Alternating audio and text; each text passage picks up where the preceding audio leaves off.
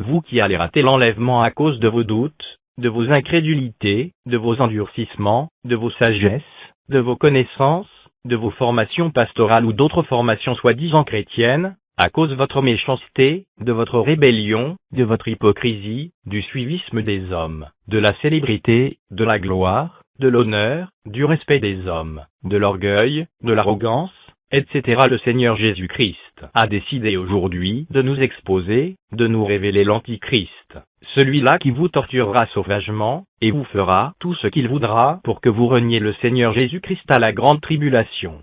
L'Antichrist est déjà révélé, et je tiens à vous informer que, selon Daniel 11, il y aura 3 antichrists qui se succéderont.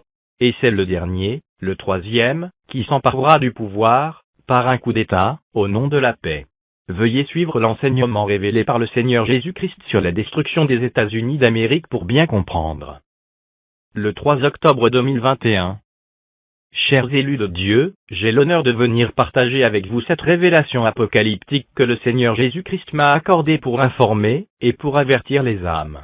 Un jour, en réfléchissant sur l'Antichrist et sur sa face cachée, j'avais dit qu'il sera exposé un jour avant son règne officiel. Je me souviens d'avoir dit qu'il sera exposé avant l'enlèvement de l'Église de Christ. Il y a 3 antichrists se succéderont selon Daniel 11. Et chacun de 3 fera tout pour labourer les États-Unis d'Amérique, mais c'est le 3e qui réussira. Pour bien comprendre, je vous invite à suivre l'enseignement que le Seigneur Jésus-Christ m'a révélé sur la destruction des États-Unis d'Amérique que vous pouvez télécharger gratuitement dans notre page YouTube Moaznubadoumadji. Le premier antéchrist est un démon qui s'est fait naître en Israël, le 2e sera un Européen, un antéchrist de transition, et le 3e est celui qui ressemble à la fois à tous les peuples de la terre. Vous allez découvrir dans la suite de cette révélation. Un jour, depuis longtemps déjà, je réfléchissais sur celui qui sera l'Antéchrist, puisque j'avais vu plusieurs fois l'Antichrist dans des visions, mais je ne le reconnaissais plus, je finissais toujours par oublier sa face, ou par perdre la vision. Puis, j'avais découvert et compris que l'Antéchrist sera une personne qui ressemblera à la fois à plusieurs nations et à plusieurs peuples. Et j'avais pris quelques personnes pour étudier. Et dans l'étude de ces personnes, j'avais exclu beaucoup, et à la fin de cette étude, je m'étais retrouvé avec une seule personne. Quand je pris la personne pour comparer avec tel et tel peuple, j'étais terriblement abasourdi et sauvagement, époustouflé de découvrir et de comprendre que cette personne correspond et répond à tous les critères. Lorsque je pris cette personne pour comparer aux Africains, il y est. Elle ressemble aussi aux Blancs, aux Juifs métis, aux Indiens, et à presque tous les peuples de la terre. C'était l'unique personne à adorer publiquement Satan. C'était l'unique personne qui parlait ou tenait des discours arrogants et blasphématoires contre Dieu. C'était l'unique personne qui avait fait pleurer les gens par son éloquence. Son discours d'adoration à Satan, c'est l'unique personne qui a l'art de parler l'anglais en associant, en fusionnant et en exprimant les mots, les vocabulaires sages anglais de l'anglais des nations anglophones. C'est l'unique personne qui avait largué plus de bombes. C'est l'unique personne qui a beaucoup aimé la guerre. C'est la personne qui est l'image, l'incarnation et l'humanisation de Belzébul.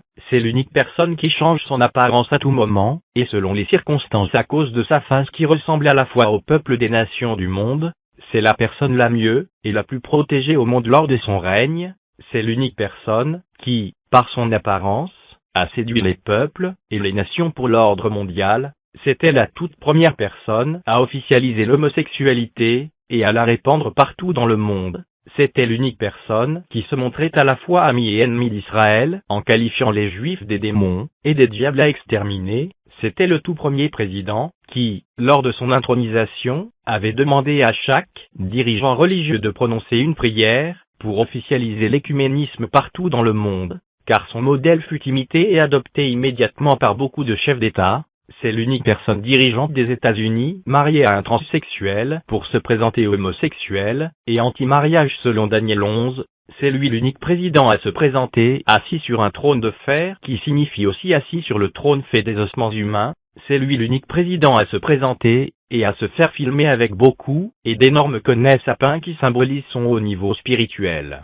Il y a beaucoup d'autres choses que j'avais découvertes sur cette personne à partager avec vous, mais je me limite à ce niveau. Et quand vous découvrirez la personne, pour ceux qui connaissent sa vie et ses actions, vous confirmerez vous-même sans chercher la confirmation qui vient de Dieu. Dans la vision, j'étais à Sardes. Il eut une terrible guerre qui avait tout ravagé et on courait çà et là pour trouver de refuge. Puis directement, ce fut déjà l'ordre mondial de l'Antéchrist. Pendant qu'on marchait sur une route habituelle que ma mère et moi, lorsque j'étais enfant, avions l'habitude de prendre pour aller en brousse, j'entendis une voix qui me dit audiblement, « Le jour où Siminarus sera tué, il n'y aura plus de paix sur la terre. S'il est tué, il n'y aura point de paix sur la terre pour l'humanité. » Comme je marchais, je vis tout au long de la route des papiers, et bien des gens qui étaient tombés çà et là. Je pris l'un des papiers pour vérifier, et j'y avais découvert des informations que j'ai déjà oubliées. Chers élus de Dieu, à la fin de cette révélation, j'ai été frappé de pollution nocturne, et c'est ce qui m'a fait oublier beaucoup de parties, des informations, et des paroles de cette révélation. Par expérience, chaque fois que je recevais quelque chose révélatrice, qui expose l'Antéchrist et certaines choses, je serai frappé de pollution nocturne après quoi j'oublierai tout, je perdrai ce que j'ai reçu ou j'oublierai certaines parties avec certaines informations. De même, c'est une très longue révélation, mais j'oubliais plusieurs parties, mais ce sont les principaux éléments que le Seigneur Jésus-Christ m'a fait grâce de retenir que je partage avec vous. Puis, de là, c'était comme si le premier dirigeant mondial était déjà mort ou tué, et le nouveau dirigeant mondial avait établi d'autres rois sur la terre. De là, je me retrouvais à un meeting d'intronisation du nouveau roi, qui allait régner sur le continent. La salle où était tenu le meeting à l'issue duquel le nouveau roi d'Afrique sera intronisé était à Douayaba-Assar, le centre du continent. Celui qui avait ouvert le meeting par son discours était un premier ministre de l'Angleterre, qui était lui aussi l'un des 10 rois que l'Antéchrist avait établi, mais sur quel royaume, je ne savais pas. Après son discours, il invita Emmanuel Macron à donner le sien. Lorsque les Africains eurent entendu cela, ils poussèrent tous des cris en disant, « Si c'est Emmanuel Macron, nous refusons. Emmanuel Macron est un démon qui a juste pris un corps humain. Nous ne voulons pas d'Emmanuel Macron, c'est un démon mais pas un humain normal créé à l'image et à la ressemblance de Dieu comme nous. Il ne sera pas roi ici. » Surpris, ce premier ministre anglais leur posa la question de connaître qui celui qui leur avait dit cela. Dans cette vision, j'étais seul assis derrière Emmanuel Macron qui était seul, éloigné de la délégation avec laquelle il était venu. Dans la vision, j'étais seul derrière lui en train de faire l'étude biblique et un moment, je m'arrêtais pour les suivre, puis je revenais à ma méditation de la parole de Dieu. Comme le premier ministre anglais insistait, ils lui dirent le nom de la personne, mais j'ai oublié ce nom. Cette personne elle-même était comme le roi de l'Afrique qui allait être remplacé. Il me semble que dans la vision, c'était une proposition du remplacement du roi en fonction par Emmanuel Macron. Cette personne qui était le roi en fonction, selon leurs propres termes, était un professeur et expert en justice. Puis, ils lui accordèrent la parole, comme il était là parmi les autres rois. Lorsqu'il s'était tenu devant l'assemblée, j'avais pris mon grand téléphone portable, le téléphone était une très grosse et une très grande tablette, je pris le téléphone pour enregistrer tout ce qu'il dira pour rapporter aux âmes au quartier. Il avait parlé sur beaucoup de choses révélatrices, que j'ai oubliées à mon réveil, car j'étais frappé de pollution nocturne. Voici les premières paroles que j'ai retenues, chers mesdames et messieurs, nous les juristes, nous pesons les mots avant de les utiliser, et tous les mots ne sont pas à comprendre de la même manière, certains mots et paroles, vous ne devez pas comprendre de manière dogmatique.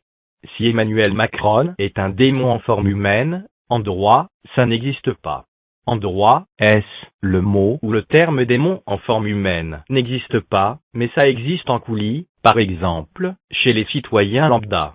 Donc, si c'est un démon en forme humaine, en droit, et administrativement, démon en forme humaine qui n'existe pas mais en coulis, ça peut exister. Cette personne elle-même est un démon en forme humaine d'après la conclusion que j'avais tirée sur elle après l'avoir profondément observé et étudié. Et c'était un roi. Après ce juriste, ce roi, le premier ministre anglais avait pris la parole, pour parler sur beaucoup de choses que j'ai oubliées. Je tiens à vous informer, et à vous rappeler que les agents du nouvel ordre mondial, précisément l'actuel Antichrist, quand le Seigneur Jésus-Christ dévoile, expose ou révèle leurs secrets, leurs œuvres et leurs plans, ils changent de stratégie, la structure, la nomenclature, ou des propagandes. j'avais partagé avec vous des visions et des révélations dans lesquelles j'avais dit et déclaré que dans le continent entier, il n'y a aucune usine de fabrication d'armes, et c'est la loi européenne imposée au continent. Et après avoir appris ou pris connaissance de ces révélations, ils se sont répandus pour présenter des supercheries, et des grotesques, des extraordinaires, des surnaturels, des remarquables, et des impitoyables mensonges selon lesquels tel Africain millionnaire ou milliardaire, possède, a ou vient d'avoir une usine de fabrication d'armes. Et ils présentent ces pauvres Africains soi-disant millionnaires ou milliardaires, à la télé, et dans d'autres publications avec des montages des faits. Ces pauvres qui, au lieu de se défendre, de dire ou d'exposer la vérité, présentent plutôt des sourires des damnés. Mais comme ce sont tous des démons, ils ont raison d'agir et d'œuvrer ainsi ouvertement, comme des vrais démons. Ces journalistes présentateurs de ces journaux ou de ces informations sont aussi des démons, et d'autres des hauts satanistes qui ont atteint le niveau des démons. Comme c'est le moment des démons, ils ont raison de dire et de faire ce qu'ils veulent et ce sont seuls ceux qui sont destinés pour l'enfer qui les croiront. Le blanc devient bleu sur les antennes, le vide devient plein, le misérable y devient ou est présenté comme milliardaire, l'esclave y est présenté maître, le débile le plus scientifique que les autres, le fou un sage, le fabriqué une réalité, le montage, ou le faux montage un ou des événements réels. Après le dernier discours du Premier ministre anglais, je m'étais retrouvé directement dans un autre lieu.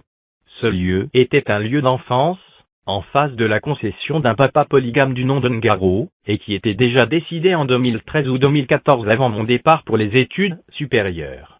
Dans ce lieu, je visitais les frères, qui sont devenus des rétrogrades, et d'autres des païens, et je leur prêchais la parole de Dieu.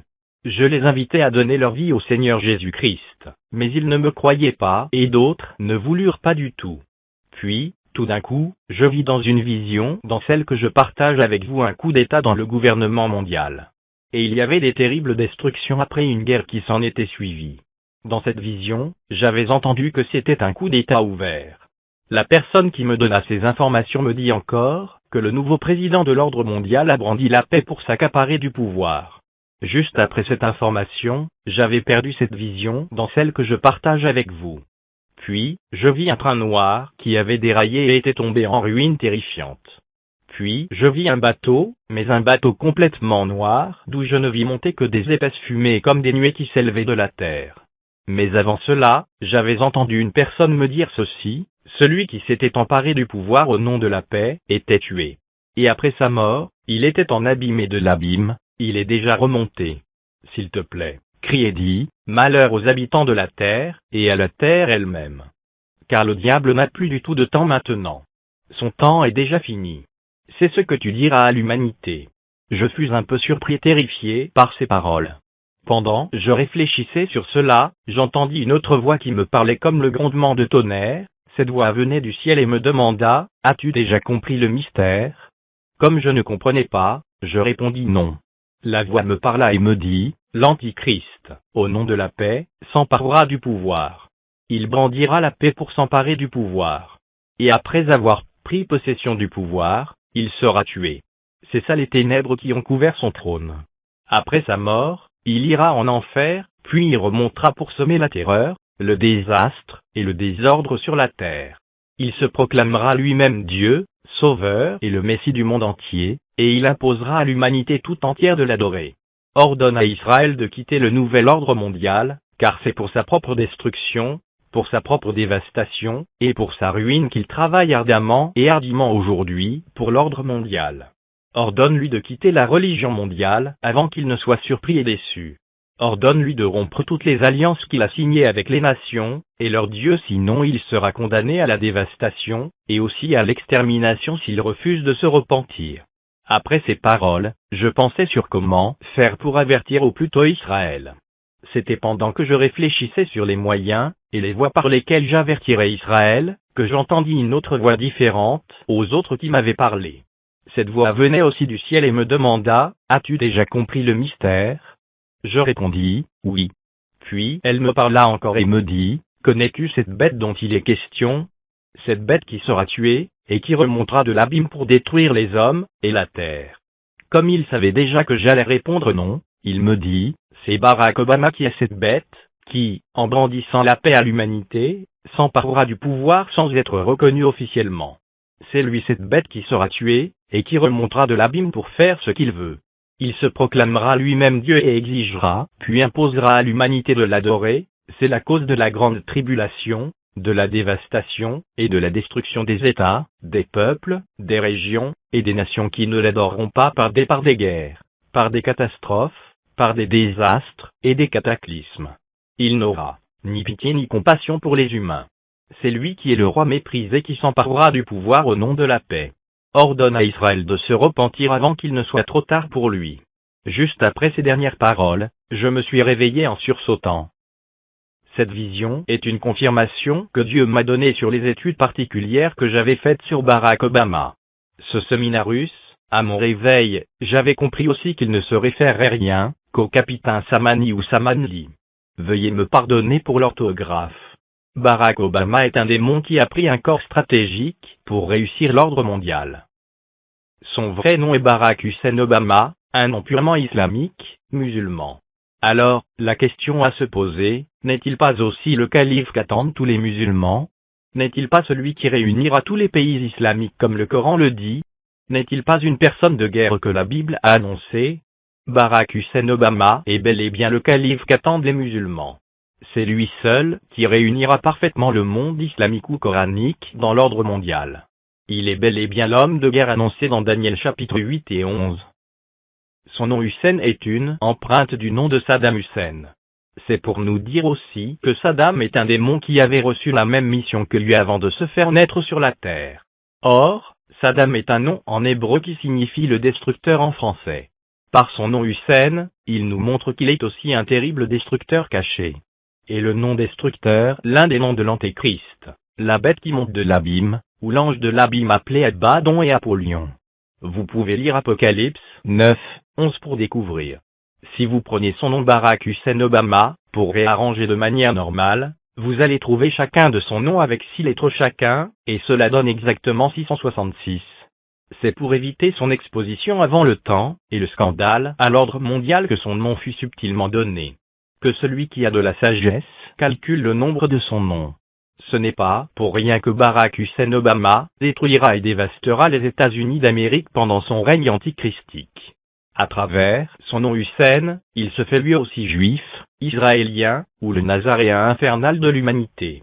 Et pour détruire et labourer complètement les États-Unis d'Amérique, et précisément Washington, la capitale militaire des États-Unis d'Amérique, il faut une personne de l'intérieur, une personne qui connaît et comprend parfaitement son système de fonctionnement et de survie, une personne qui connaît les codes des bombes, des satellites, des vaisseaux spatiaux, et de beaucoup d'autres choses. Une personne qui était président ou poumon des États-Unis, une personne qui connaît et comprend très bien la structure externe qu'interne, le cœur, le poumon, le cerveau, les yeux, le système digestif, le système respiratoire, la tête, les jambes, les pieds, les doigts, les bras et la mémoire de ce pays. Hussein, empreinte de Saddam qui signifie le destructeur français, je vous invite à méditer les références suivantes, et à suivre les révélations sur la destruction de l'Iran, la destruction des États-Unis d'Amérique, et la destruction de l'islam que le Seigneur Jésus-Christ m'a faite pour découvrir qui est Barack Hussein Obama, et qui sera-t-il bientôt pour l'humanité. 1. Prophétie sur la destruction du pays d'Égypte, Daniel 11, 42 à 43, Jérémie 46, 19 à 20. 2. Prophétie sur la destruction et l'envahissement d'Israël, Nahum 2, Jérémie 25, 34-30, Jérémie 4, 11 à 14. Le terme « ces chevaux sont plus légers que les aigles » est une empreinte des États-Unis d'Amérique, un terme utilisé pour qualifier le destructeur, un Américain qui fera de sa nouvelle armée une armée terrestre des aigles, c'est-à-dire une force d'intervention terrestre plus rapide que l'armée de l'air américaine. Donc, en opposition et en contre-attaque, l'Antichrist mettra sur pied une armée de terre plus rapide que l'armée de l'air américaine, et c'est cette armée qui coordonnera la guerre contre Israël, et qui l'envahira. 3. Prophétie sur la destruction de New York, et les États-Unis d'Amérique, Jérémie 51, 1. Et méditez aussi tout le reste des versets pour découvrir comment New York, et les États-Unis d'Amérique, seront détruits par l'Antichrist. Je vous invite à suivre les enseignements indiqués ci-haut pour y découvrir tant d'autres choses. Donc, Barack Hussein Obama est bel et bien l'Antichrist, le destructeur, l'homme de guerre, le calife qu'attendent les musulmans et tous les pays islamiques, celui qui se déclarera et se proclamera lui-même Dieu, Sauveur et Messie de l'humanité, et ordonnera le monde entier de l'adorer, et le pape fera son image partout pour qu'il soit adoré comme Dieu, par hologramme, par la télé et par le téléphone. Il sera présenté partout et particulièrement à chacun être humain comme un Dieu qui entretient, et qui est en relations intimes et personnelles avec lui. Et si une personne refuse de l'adorer, le pape le fera mourir, ou il le fera renier le Seigneur Jésus-Christ. Pour adorer Barack Hussein Obama, le Dieu qu'adore aujourd'hui le pape est représenté par le soleil, et ce faux Christ présenté ou représenté, dans les photos, et les images que beaucoup croient que c'est le Seigneur Jésus-Christ. Et Barack Hussein Obama retournera contre le Vatican pour y commettre des désordres, le frapper des fléaux, et le détruira pour l'éternité de concert avec les 10 rois qu'il établira sur les 10 royaumes présentés par la Bible comme les 10 cornes et les 10 diadèmes. Et lui et le pape seront pris vivants et jetés vivants dans les tanks de feu et de soufre pour l'éternité. Les toutes premières personnes qui seront jetées vivantes dans les tanks de feu et de soufre. Par sa position, il peut si facilement unir le monde entier, et c'était lui qui avait réussi cela aussi par son établissement direct par Satan, président des États-Unis d'Amérique. Par sa soi-disant origine africaine, il a canalisé, puis drainé l'Afrique dans l'ordre mondial, et sa religion antichristique qui n'est rien, qu'aucune adoration à lui-même sans que les victimes comprennent. Et par sa soi-disant origine américaine, il a vendu, puis a livré l'Amérique, et précisément les États-Unis à l'ordre mondial contre lequel il est en train de préparer un coup d'État terrible au nom de la paix. Par son nom Barack et Hussein, il se fait aussi islamo-judaïque, donc juif et musulman à la fois aussi. Par son être Belzébul ou Baphomet, en d'autres termes le prince des démons, le dieu mouche, adoré partout dans le monde, et par tous les francs-maçons, les Illuminati, les Rosicruciens, les témoins de Jéhovah, les Mormons, etc. et par sa position de faux Christ, adoré partout dans le monde par les catholiques, les sectes religieuses, les kabbales, les mystiques, etc. Je crois que le jour où il fera ce coup d'État mondial, c'est déjà clair qu'il sera défendu, promu et secouru par tous ces adorateurs à la très grande stupéfaction des États-Unis d'Amérique qui se retourneront contre lui en ce temps-là au nom de la liberté et de la démocratie. À son intronisation ou inauguration à la Maison-Blanche, il y avait beaucoup de mouches. Il aime beaucoup se faire filmer avec au moins une mouche sur lui. C'est pour dire qu'il est bel et bien Baphomet ou Belzébul, le dieu mouche, que les gens des sectes adorent. Belzébul est le dieu mouche. Et c'est ce qu'est Barack, le destructeur Obama. Dans un discours, lorsqu'il était président, il a déclaré que les Américains sont des dieux. J'ai migrandé parce que, selon ce qu'il avançait, ce sont les États-Unis d'Amérique qui sont les maîtres de l'univers et de la Terre. Quel blasphème déjà à ce niveau. Mais revenons à notre sujet. S'il a diaboliquement déclaré les Américains des dieux, je vous invite à méditer Ésaïe 14, 3 à 23, et précisément du verset 13 à 17.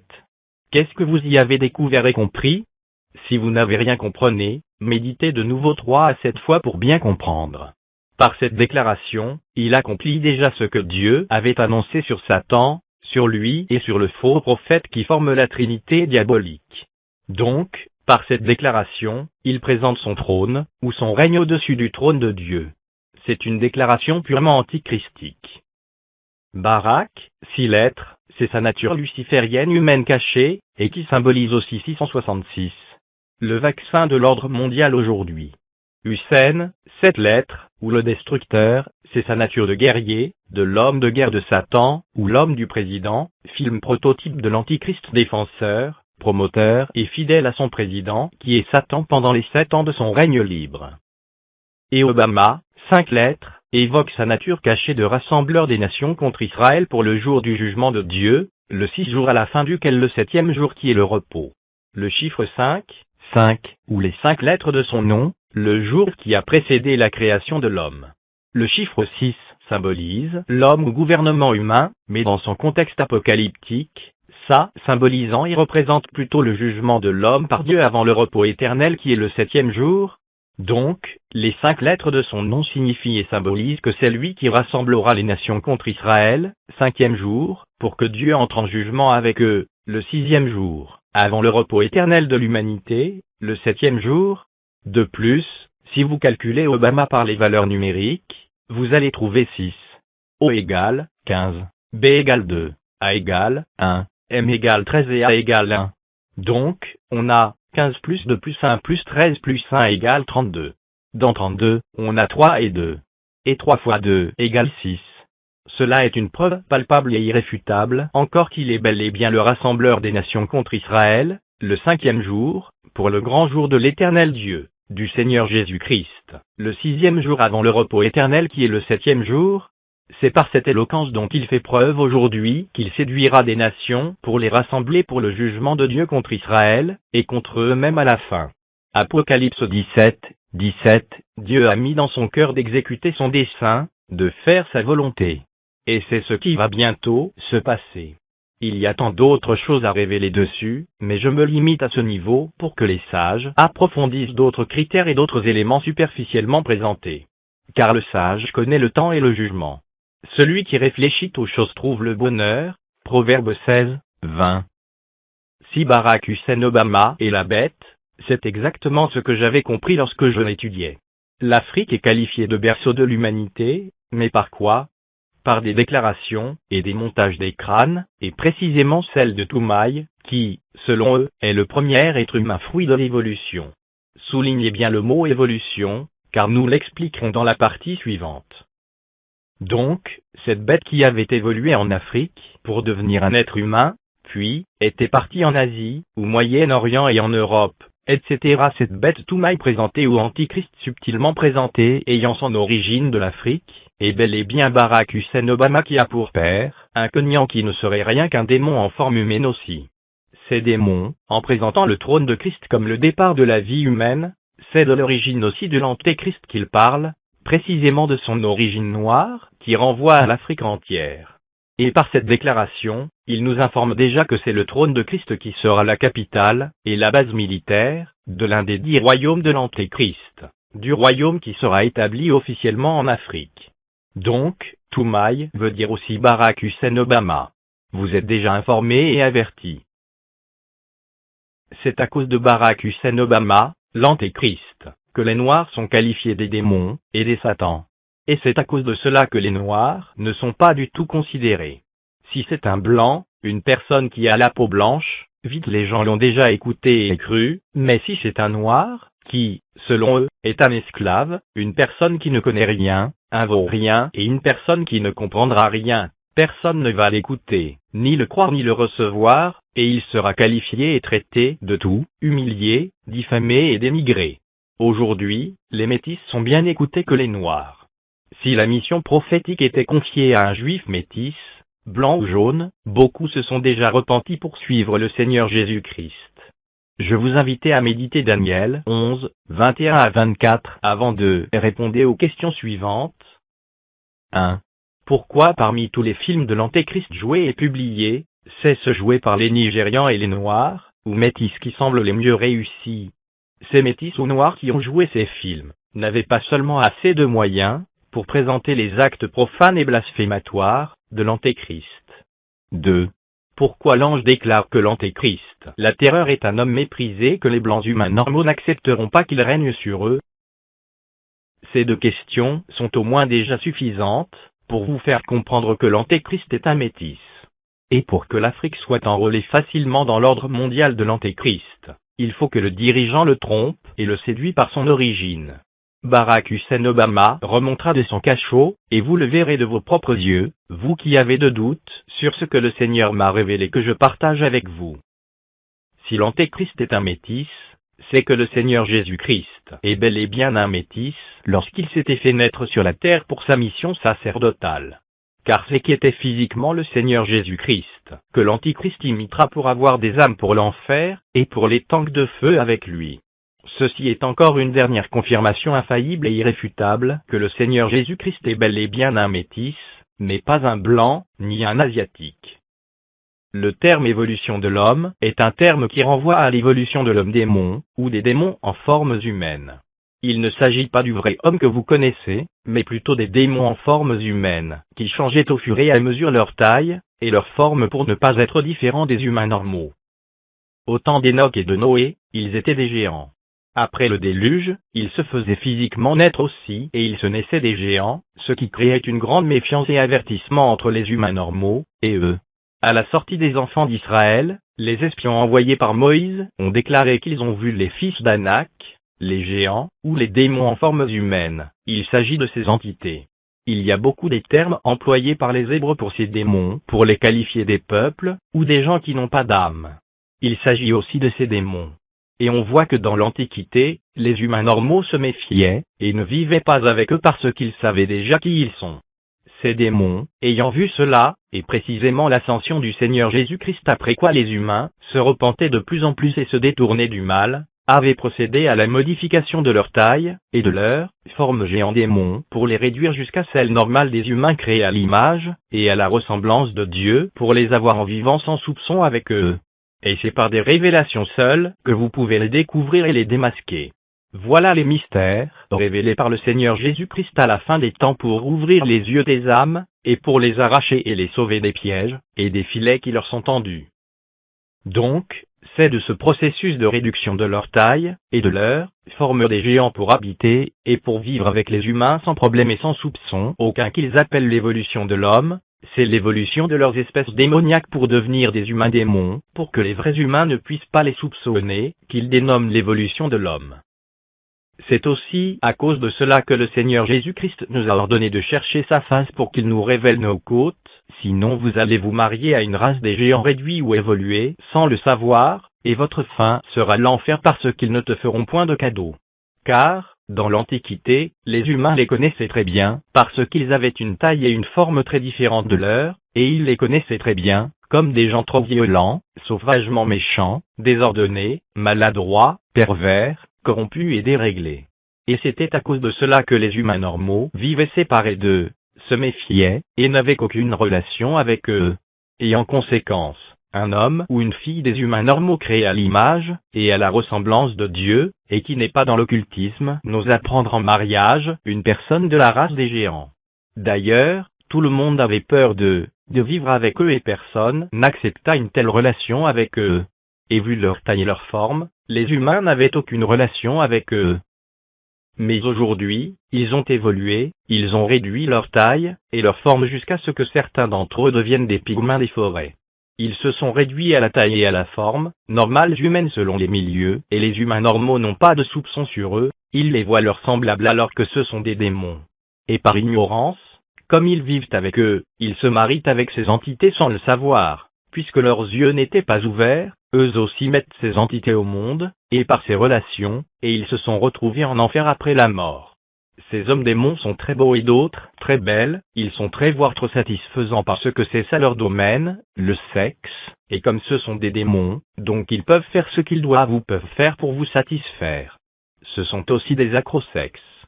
C'est à cause de leur dissimulation et de leur déguisement, comme des vrais humains que le Seigneur Jésus-Christ a ordonné l'affaire des côtes, parce que, si tu te maries à l'un d'eux, tu ne seras pas sauvé, quelle que soit ta vie de sainteté.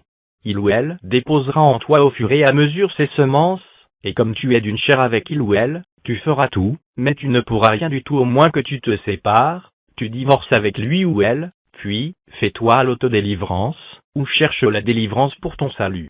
Tu es amplement déjà averti, donc, prends une simple décision pour ton salut. Avant, c'est par faute, par manque de connaissances, d'informations, et par ignorance que les âmes meurent, et se retrouvent en enfer à cause des mariages avec des démons en formes humaines. Mais aujourd'hui, le Seigneur Jésus-Christ a déjà tout révélé, exposé, dévoilé et démasqué pour notre salut, nous qui sommes la génération de la fin des temps. Il honore sa parole. Donc, tu es déjà averti de chercher la face du Seigneur Jésus-Christ, pour qu'il te révèle ta côte, ou la vraie nature de celui ou de celle avec qui tu vis, mais il faut d'abord rompre toute relation avec elle, ou il avant de chercher la face du Seigneur Jésus-Christ.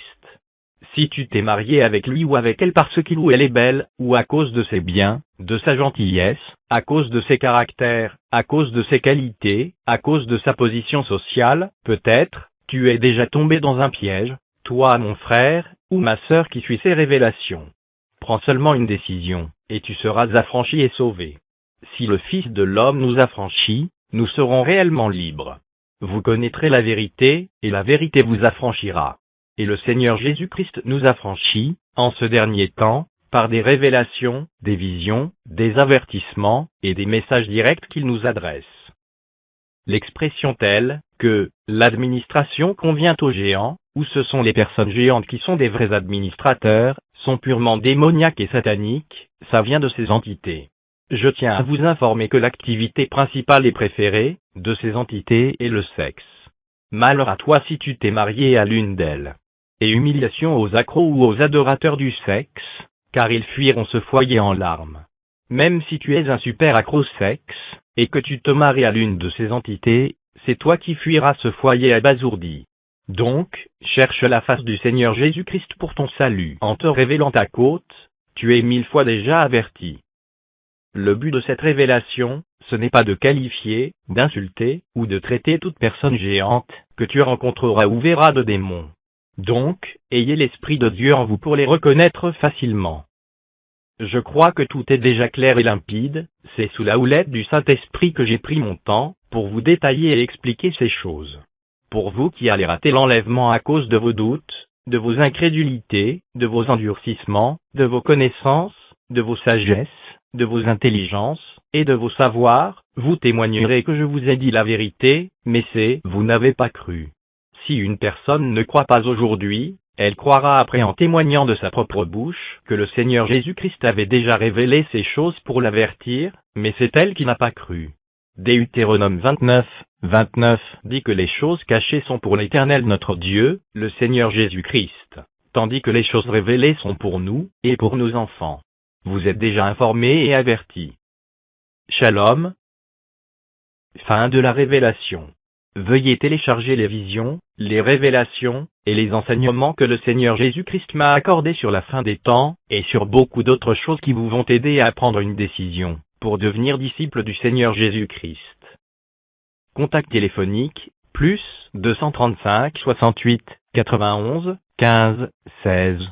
Plus 235 63 15 16 03.